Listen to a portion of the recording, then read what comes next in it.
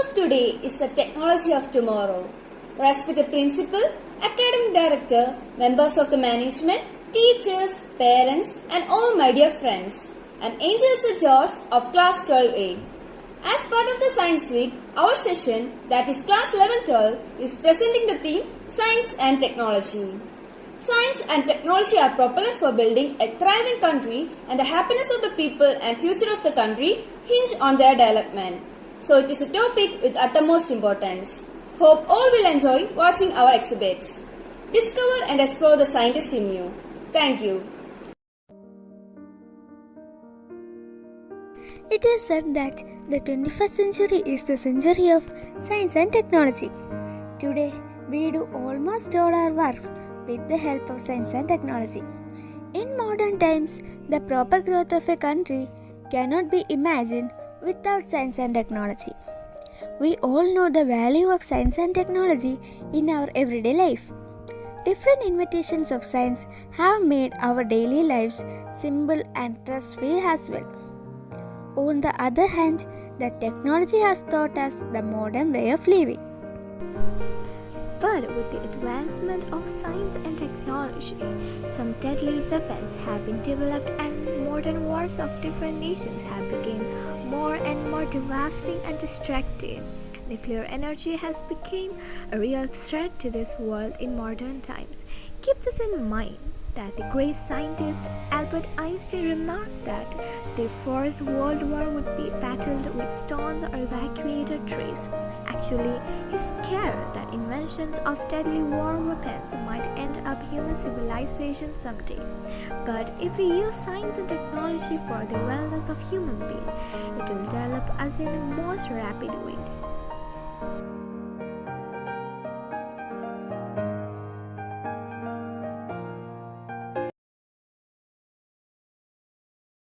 Respected principal, teachers, and all my dear friends.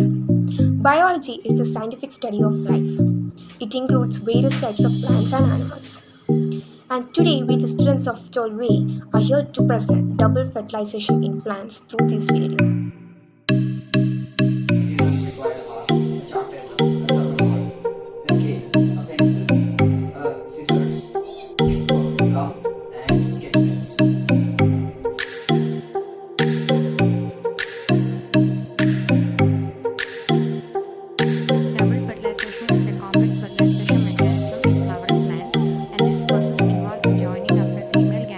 With two male gametes.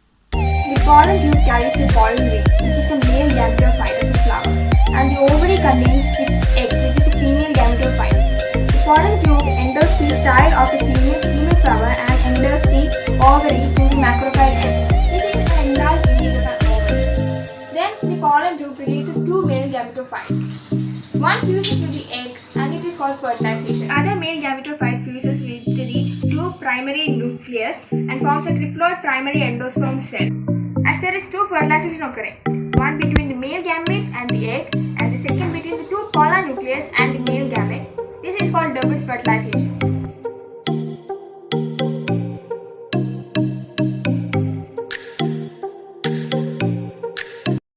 Hello everyone, in this project we are going to prepare the structure of DNA. DNA is a molecule composed of two polynucleotide chains that coils around each other to form a helix carrying genetic instructions for the development, functioning, growth and reproduction of all known organisms and many viruses. The two DNA strands are known as polynucleotides as they are composed of similar monomeric units called nucleotide. Each nucleotide is composed of one of four nitrogen-containing nucleobases such as cytosine, guanine, adenine or thymine, a sugar called deoxyribose, and a phosphate group.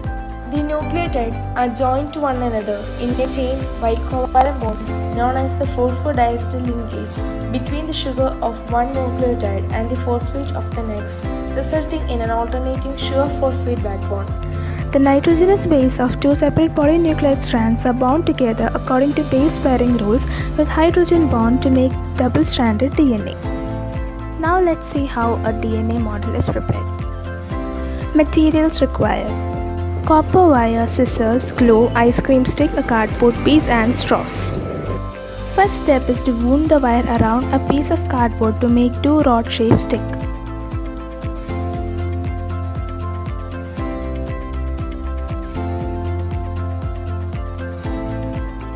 Next, paste a tape around the copper wire rod.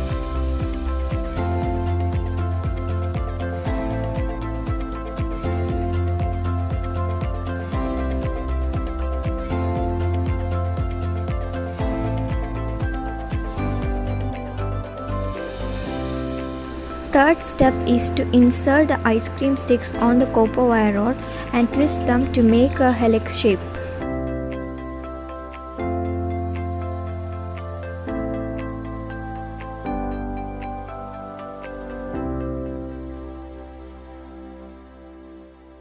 Lastly, attach the straw pieces to this helix shape, and finally the DNA model is complete.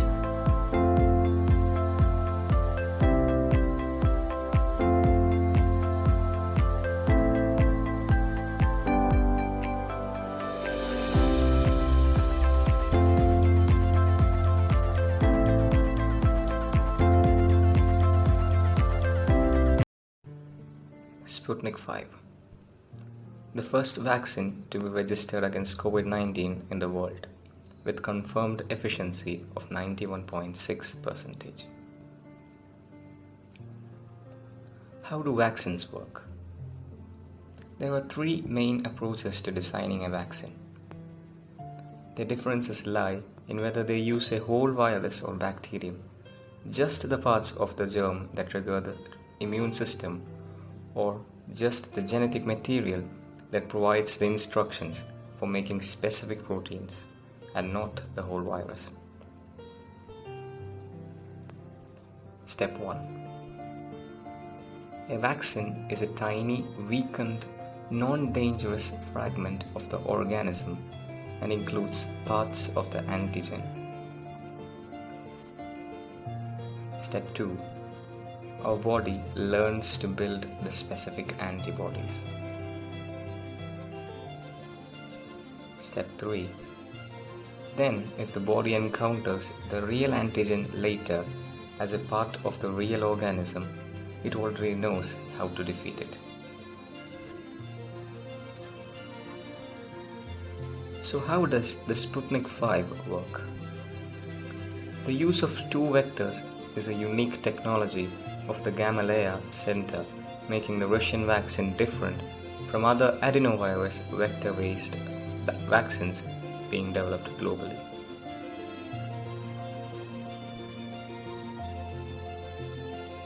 Efficacy of the Sputnik V.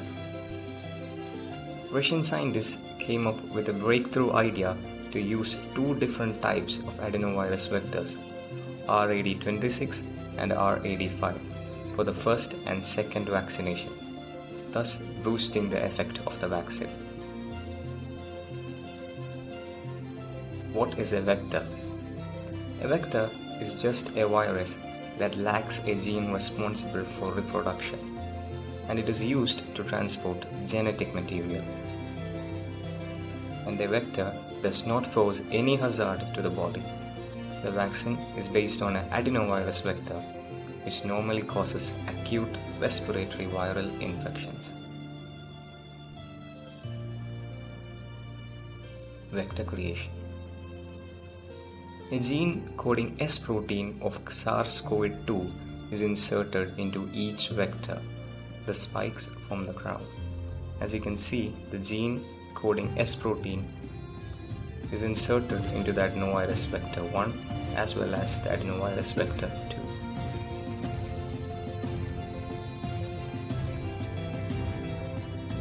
First vaccination. The vector with the gene coding S protein of coronavirus gets into a cell. The body synthesizes S protein in response, and the production of immunity begins.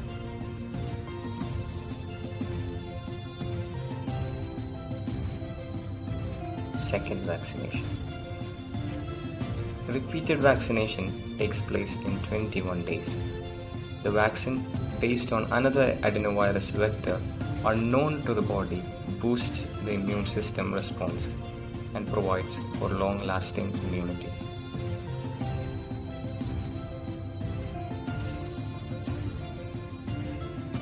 This video was presented to you by Johan Jacob of 11th A. And thank you for listening to it. In this project, we are going to prepare a 3D model of sperm. Sperm is the male reproductive cell or gamete in endogamous form of sexual reproduction. Animals produce motile sperm with a tail known as flagellum, which are known as spermatozoa, while some red algae and fungi produce non-motile sperm known as spermatia. A sperm has three main parts. The head of the sperm contains the nucleus. The nucleus holds the DNA of the cell. The head also contains enzymes called acrosome that helps the sperm break through the cell membrane of an egg. The midpiece of the sperm is packed with mitochondria. Mitochondria are organelles in the cells that produces energy. Sperm use the energy in the midpiece to move. The tail of sperm moves like a propeller around and around. This tail is a long flagella that pushes the sperm forward. A sperm can travel about 30 inches per hour. Materials required for this project are thermocol, maida flour, watercolor, sketch and a brush. First, we need to draw the structure of sperm in the thermocol and cut it out.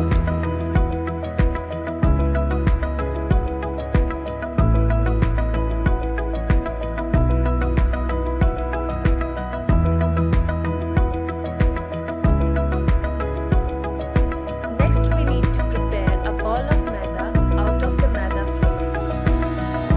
Then we need to stick the maida to depict the plasma membrane of the sperm.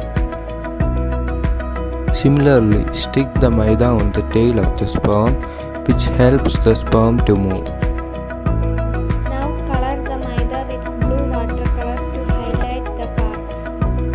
Then, we have to cut the components of sperm out of thermocol. Cut a long rod to represent axial filament and color it with blue, and then cut a small rectangular piece to represent distal centriole. Make 10 rectangular pieces and color it with red, which represent mitochondria.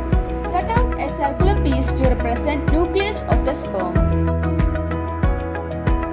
Make 3 balls out of maida to represent acrosome and color it with green.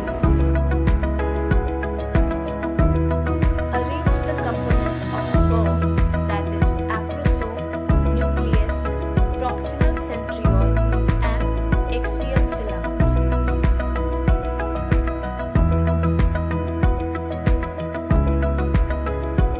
Thus, we can make the structure of sperm using thermocol and maida flour.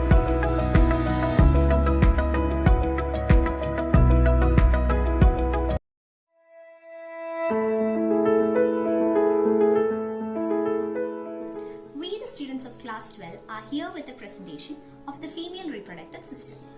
But before going on to the video, let us learn the parts of the female reproductive system. The female reproductive system includes a pair of ovaries, which consist of millions of ovarian follicles. Ovaries are attached to the uterus and to the pelvic wall through the ovarian ligaments. Next is a pair of fallopian tube or oviduct. It has 3 parts. The broad funnel-shaped part is called the infundibulum, the curved portion is called ampulla, and the narrow portion which opens into the uterus is called isthmus. Infundibulum has got extensions called fimbriae, which collects the eggs released by the ovaries. Next portion is the uterus or the womb. It has a broad upper portion called fundus. The middle portion is called the body. Uterus has 3 layers, the outermost perimetrium, middle myometrium, and the innermost layer is called endometrium. Endometrium possesses glands. The development of fetus takes place inside the uterus. Next portion is the cervix, and below the cervix is the vagina or the birth canal. The external genitalia in females consist of a depression called vestibule, which has 2 openings. One is the urinary opening, below to it is the vaginal opening.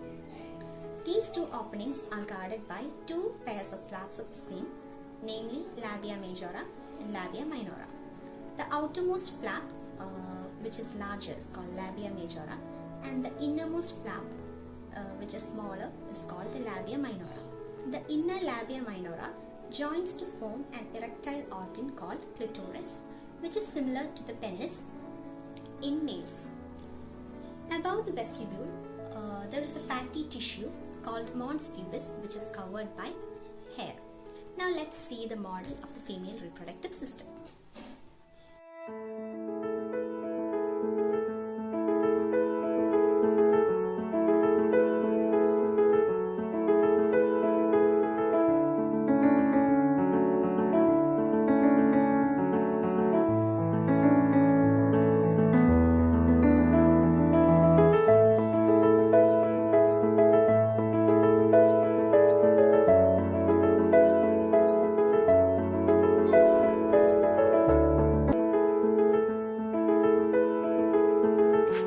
We all know that a pair of ovaries is one of the main part of the female reproductive system, and its function is to produce certain enzymes, and the female gamete is ovum or egg cell.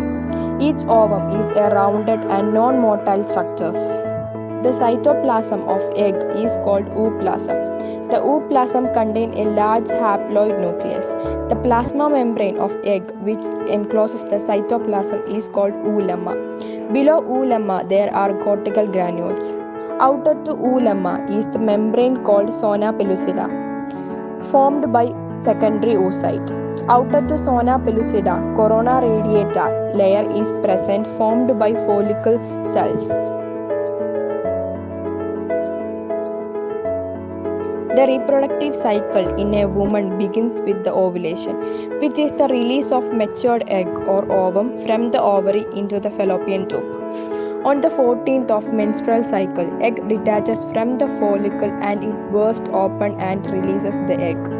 The fallopian tube moves towards and finger-like projections called fibriae pick up the ovum. During this ovulation, the uterus wall will become thick and richly supplied with blood vessels to receive the egg if it is fertilized. Ciliated epithelium and muscular contraction guides the ovum to the uterus. If coitus occurs during the right time, sperm enters the fallopian tube through vagina and fertilizes with egg. If fertilization did not happen, ovum will disintegrate and shed along with the uterine lining as menstrual flow during menstruation, thus marking the end of one reproductive cycle and the beginning of another. Therefore, in female reproductive system, there occurs a chain of processes, thus making it more complicated both structurally and functionally.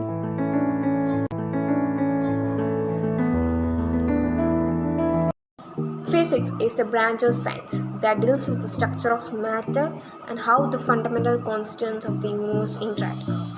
Here, we the students of 12A are here to present a still model of electromagnetic induction wireless transformer. Materials required are a battery cap, resistor, transistor, copper wire and a LED bulb. First we have to make two loops with a copper wire and then we have to attach a LED to one of the loops.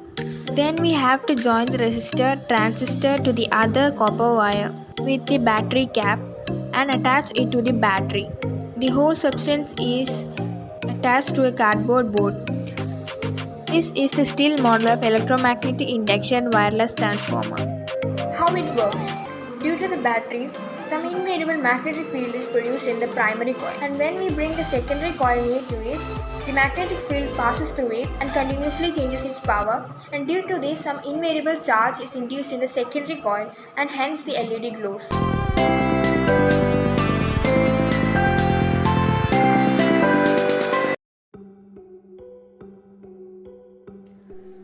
Newton's first law of motion.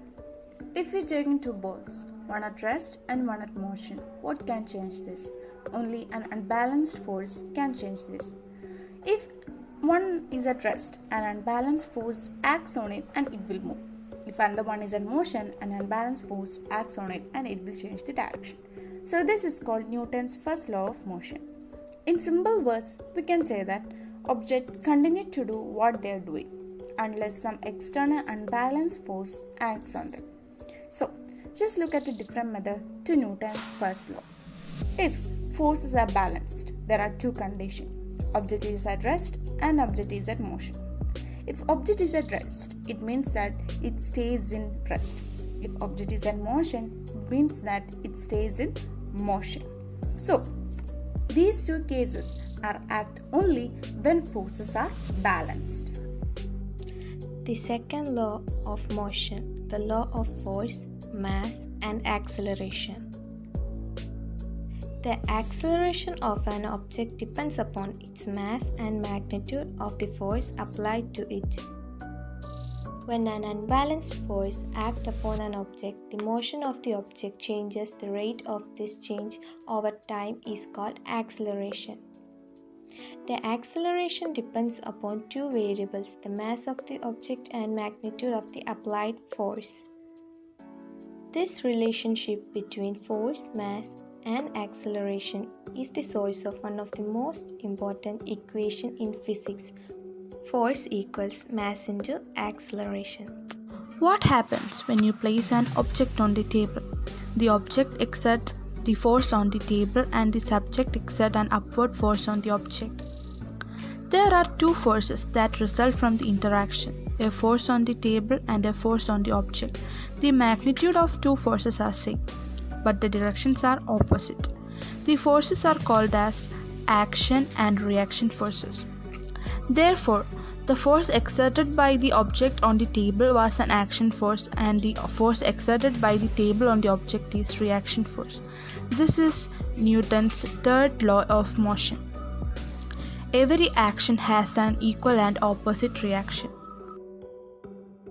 Are cardboard, scissor, glue gun, color paper, Fevicol, chopstick, woolen thread, and waste Fevicol cap. The moment of inertia is a physical quantity which describes how easily a body can be rotated about a given axis. It is a rotational analog of mass, which describes an object's resistance to translation motion. Inertia is the property of matter which resists change in its state of motion. Inertia is a measure of the force that keeps a stationary object stationary or a moving object moving at its current speed.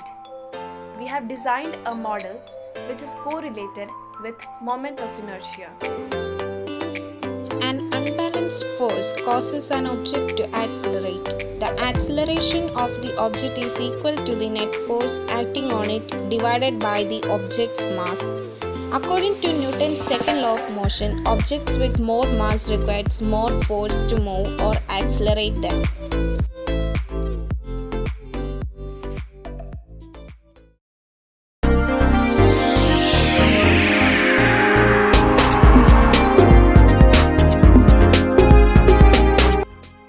Hello guys, so today we are going to make a free energy resource. Now let's see what are the materials required.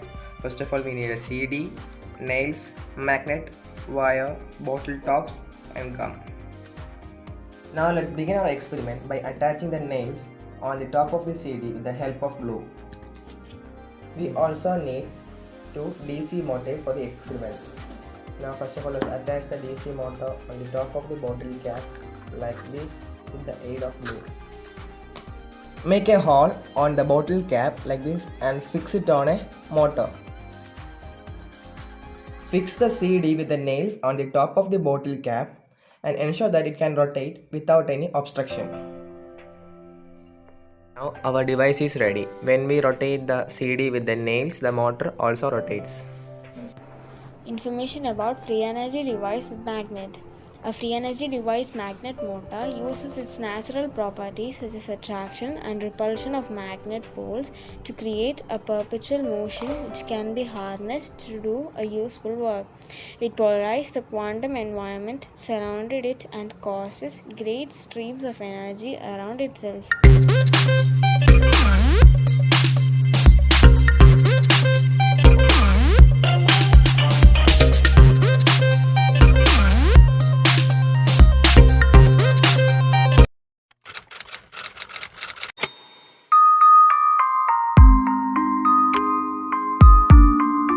An electromagnet works on the principle of the magnetic effect of electric current.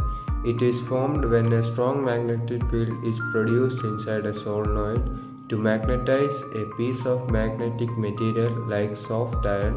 Electromagnets are made out of coil of wire. Electromagnets, motors and generators, transformers, relays, electric bells and buzzers, loudspeakers and headphones, actuators such as valves, magnetic recording and data storage equipment, tape recorders, VCRs, and hard disks, MRI machines. Electromagnets are different from permanent magnets. Electromagnets are made up of coils of wire with electricity passing through them. Moving charges create magnetic field. So, when the coil of wire in an electromagnet with electricity passing through them, the coil acts as a magnet. Here we are making a working model of an electromagnet. Here we have a piece of soft iron and an insulated copper wire is wound on that. When we pass electricity through this copper wire, the soft iron rod gets magnetized. When we remove the power source, the soft iron rod gets demagnetized. I'm going to pass electricity through this copper wire now.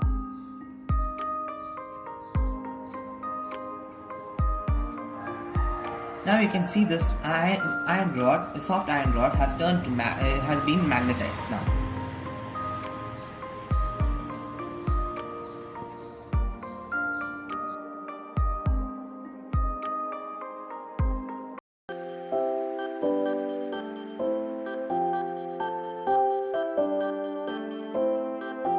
Materials required are a plastic bottle, balloon, straw, cup of water.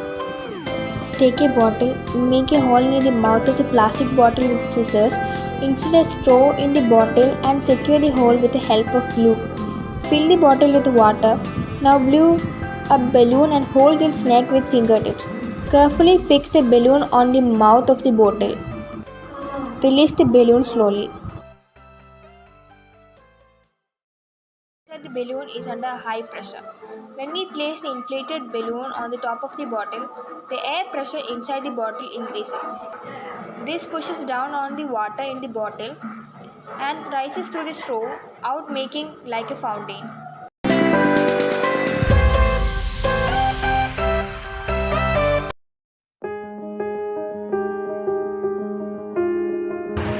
Welcome to our presentation. Today we are here with a topic, Heron's fountain, with a simple demonstration. Before going to the demonstration, let us know what is Heron's fountain. Heron's fountain is a type of hydraulic machine that demonstrates the principles of hydraulics and pneumatics. It mainly works on the principle that water flows from high gravitational potential energy to low gravitational potential energy. Now we can consider a simple demonstration. The materials required for this project are bottle, straw, water and a basin.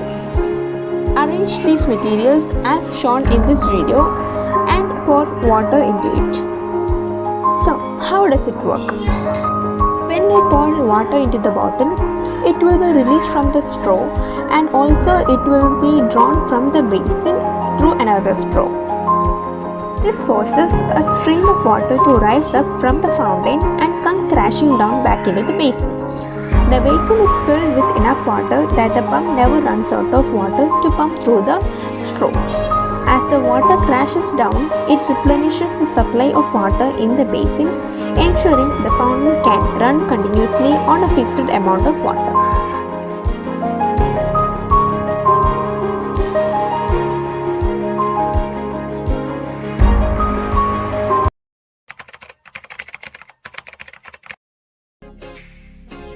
To do this experiment, we need a white paper, a plain mirror, a comb and a flashlight.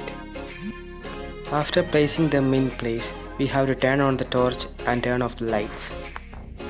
Now we can see the path of light clearly. Then we have to tilt the plain mirror slightly to observe the path of light more clearly.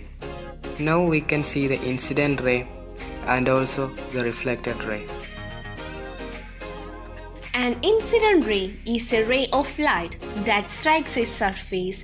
The angle between this ray and the perpendicular or normal to the surface is the angle of incidence.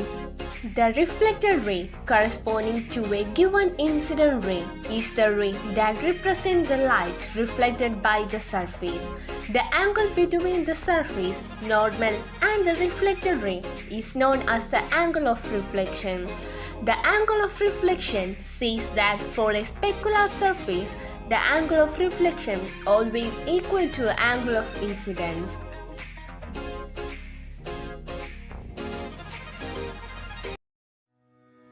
In this video, we are going to show you how to make a water dispenser using a plastic bottle, cardboard pieces and a tube.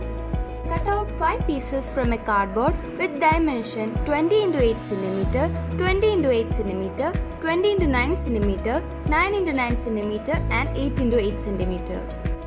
With the same dimension, cut out pieces from a chart paper. Now stick the chart paper to the cardboard with corresponding dimensions. Now join the pieces such that 20 x 8 cm and 20 x 9 cm come in adjacent and 9 x 9 cm as base. Then put a hole in 8 x 8 cm and join it to the center of joined piece. Now take a plastic bottle and make a hole in it. Now take a plastic tube and insert it into the hole. Make sure that the tube fits well and ensure that there is no leakage.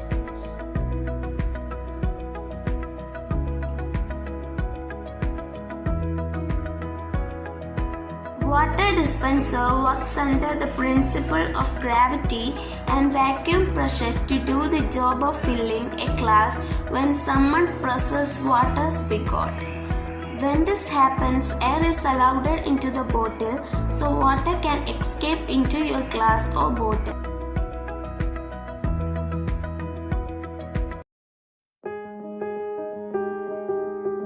Welcome all. Today we, the students of Class XII, are here with a presentation on the topic biophysics. The term biophysics was originally introduced by Carl Pearson in 1892. Biophysics is the field that applies the theories and methods of physics to understand how biological systems work. It's a vibrant scientific field where scientists from many fields including maths, chemistry, physics, engineering and material science use their skills to explore and develop new tools for understanding how biology or life works. In this branch, biology deals with the studying of life with a primary focus on its variety and complexity. Physicists look for mathematical laws of nature and make detailed predictions about forces that drive these systems. Biophysics covers all scales of biological organization from molecular to organismic and populations. Discoveries of biophysics. Biophysics identified first law of thermodynamics, optical aspects of human eye, theory of hearing, Brown's motion, osmotic process, discovery of X-rays, and structure of DNA was also solved using biophysics. Importance of biophysics.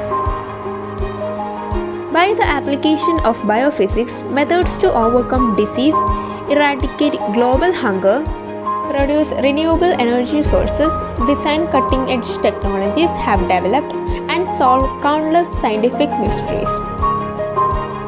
Biophysics has been essential to the development of many life-saving treatments and devices, including kidney dialysis, radiation therapy, cardiac defibrillators, pacemakers, and artificial heart valves, etc. Therefore, biophysics became one of the most important aspects in our life.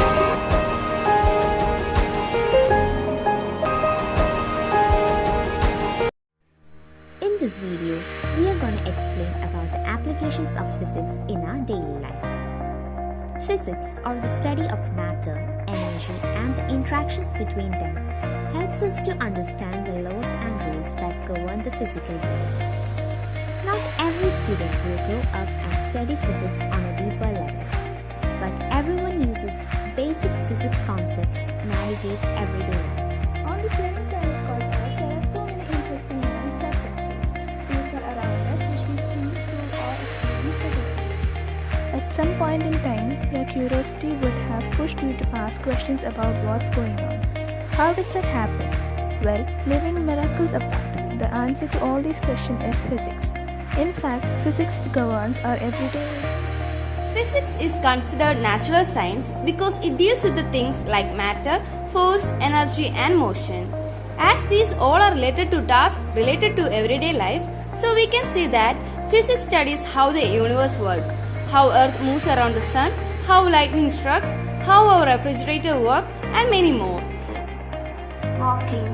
A number of principles of physics are involved in simple act of walking.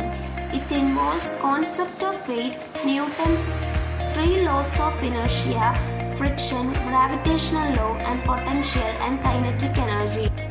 Cooking. Thermodynamics is a branch of physics that deals with heat, temperature, and work done due to it. Heat is a form of energy that can be transferred from one medium to another. Either heat transfer. For heat transfer, heat travels from hotter surface to cooler. When we cut fruits and vegetables, we never realize that physics could be involved in this simple task. But surely it is. In order to cut anything, we have to exert pressure on knife. When we increase the pressure, we can cut an object easily. Pressure is dependent on force and area. That is directly dependent on force and inversely dependent on area. In simple terms, we can say that when we exert more force, we can cut an object easily. But if same force is applied with a knife with thicker edges, we cannot. From experiences, we learn that the knives which have edges with smaller surface area can help to cut an object easily. Similarly, we can cut easily with a sharper knife than blunt. Seeing. Our eyes are an incredible gift by God. We see wonders of the world by this small organ. When we talk about parts of the body and their function, it is the general concept that we are talking about biology. But we neglect the fact that function of our body parts are also working under the laws of physics and chemistry. If we talk about the sense of seeing, we come to know that our eyes work as a camera to see things around us. The lens in our eyes is convex, that is, it converges or focuses light. When light enters our eye, cornea and lens focus the light. Iris controls the amount of light entering the eye, and iris creates an image on retina, which is real and inverted, that is like a camera. The image of light is converted into electrical signal by the photoreceptors and sent to vision center of the brain by optic nerve. The vision center analyzes the electrical signal and arrange it into original form that is to be seen by eye. Now let's come to the conclusion. In this video, we have seen a limited example of physics, but our life is governed by this branch of science. Physics governs a lot of natural phenomena and also defines a number of man-made things like cars, refrigerators, microwave, and escalators. Hence, we can say that our world is ruled by physics. Physics nurtures human mind. It helps us to learn facts and theories. Without physics in our daily life, it may have been difficult to survive.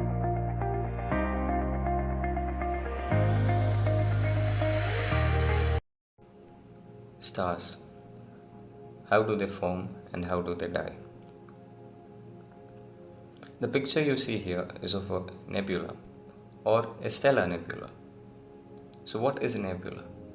A nebula is a giant cloud of gas and dust, predominantly made of hydrogen and helium.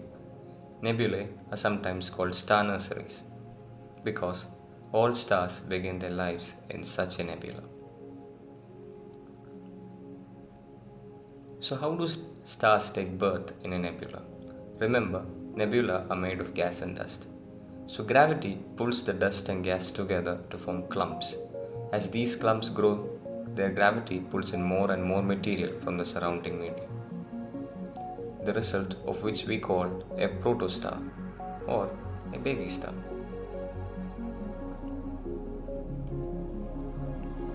what happens next. As a protostar grows in size, gravity starts squeezing the matter present in it. As a result, the atoms inside the star starts to collide with each other, raising the temperature of the star. Once the star attains a minimum amount of temperature, nuclear fusion starts, that is, the fusion of hydrogen nuclei into helium nuclei, releasing a large amount of energy.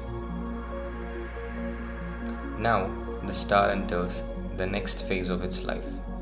It becomes a main sequence star. What is a main sequence star?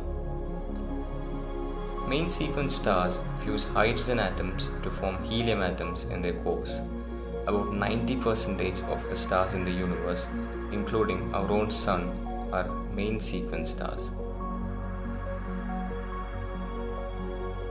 So this is where things change. All these phases that we saw are common in all stars. That means all stars start in a nebulae, develops into a protostar, and finally a main sequence star. But from here on, depending on their mass, stars have two types of death.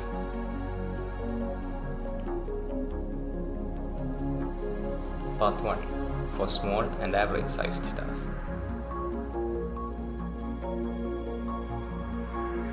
When a small or average sized star nears its death, it grows into a red giant. The picture you see here is a size comparison of a red giant and a sun. What happens to the red giant? The red giant would soon blow away its outer layer as gas into the space surrounding it. This forms a short-lasting stellar nebula. What is left back from its death? During its death, the outer layers of the stars are blown away as a nebula, and the core turns into a highly dense stellar body called the white dwarf.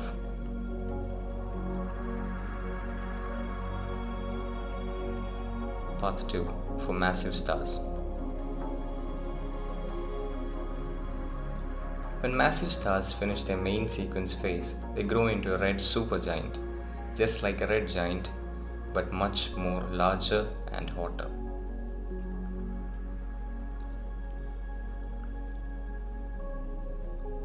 Soon, the red supergiant expels all its material in a very powerful explosion called the supernova. Supernova are one of the most brightest events in the universe. So this is how a supernova may look like.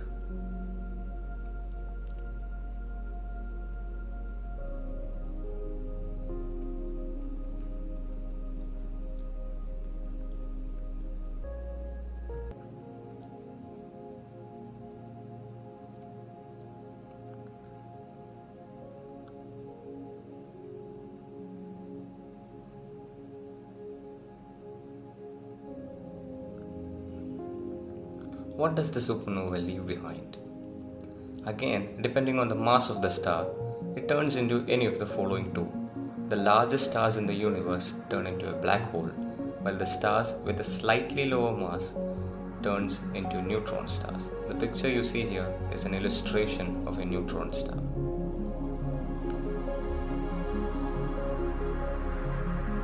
Let's recap. As you see in the picture, all stars are born in a nebula. The protostar develops into a main sequence star. Depending on their size, mass, that is, small or average sized stars turn into a red giant, and the red giant further turns into white dwarf. The white dwarf would eventually cool down into a black dwarf. For massive stars, the main sequence star would grow into a red supergiant, and the red supergiant undergoes supernova. Again, depending on the masses, it would turn into a neutron star or a black hole.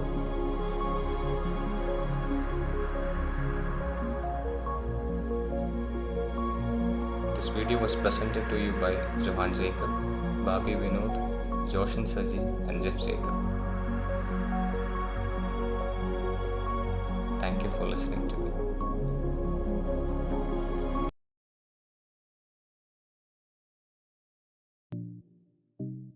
Hi all, We are students of 12A here to present a diagrammatic view and state few uses of step up and step down transformer. Step up and step down transformer.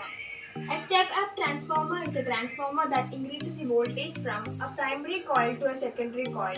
Step down transformer. A step down transformer is a device which converts high primary voltage to a low secondary voltage. In step down transformer, the primary windings of coil has more turns than secondary winding. A step up transformer increases the voltage and decreases the current, whereas a step down transformer increases the current and decreases the voltage. Working principle of step up and step down transformer. It works on the principle of mutual induction. That is, when a changing current is passed through one of the two inductively coupled coils, an induced EMF is set up in the other coil. Step up and step down transformers are used in electricity distribution networks to change the voltage output from a power station.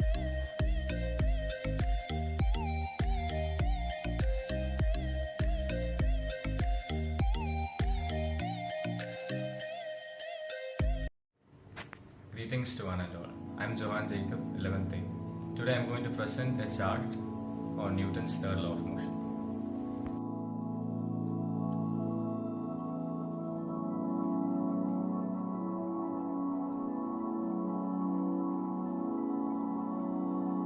Newton's laws of motion. There are three laws proposed by Sir Isaac Newton concerning relations between force, motion, acceleration, mass, and inertia. These laws form the basis of classical mechanics and were elemental in solidifying the concepts of force, mass, and inertia.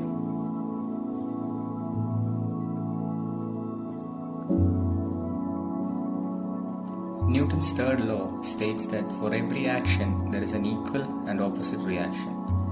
Launching a rocket relies on Newton's third law of motion. A rocket engine produces thrust through action and reaction. The engine produces hot exhaust gases which flow out of the back of the engine. In reaction, a thrusting force is produced in the opposite direction and the rocket moves upward. Welcome everyone. My name is Joshan Saji. I am from class 11 of Science Group. I took the topic Standard Model for Science Exhibition. So, the Standard Model of Particle Physics is the theory describing three known fundamental forces in the universe, as well as classifying all non-elementary particles. The term Standard Model was first coined by Abraham Pace and Sam Treiman in 1975, with reference to the electroweak theory with four quarks. So the Standard Model theory is the theory in particle physics which addresses three of the four known forces in nature.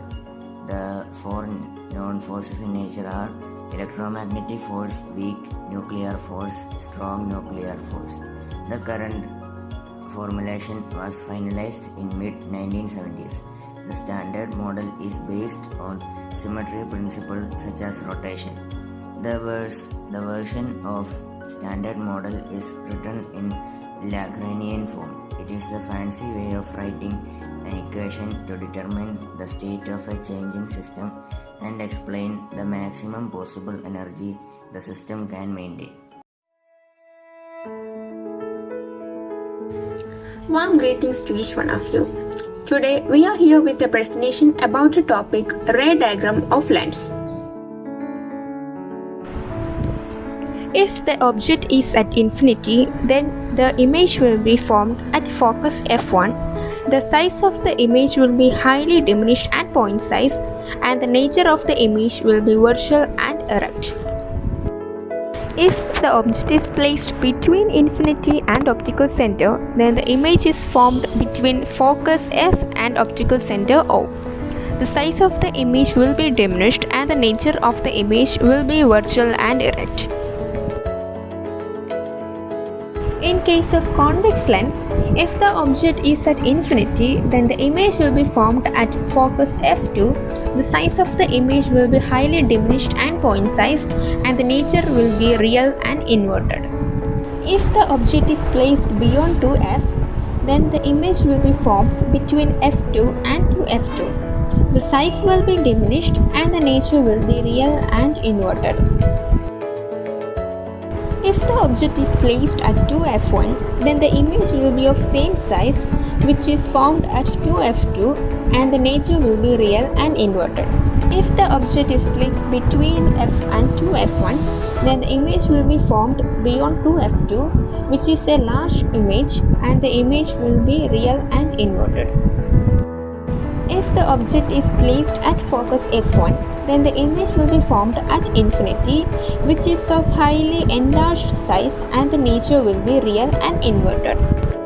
Then the last case is if the object is placed between focus f1 and optical center O, then the image will be formed on same side of the lens as the object. Then the size will be enlarged and the nature will be virtual and erect.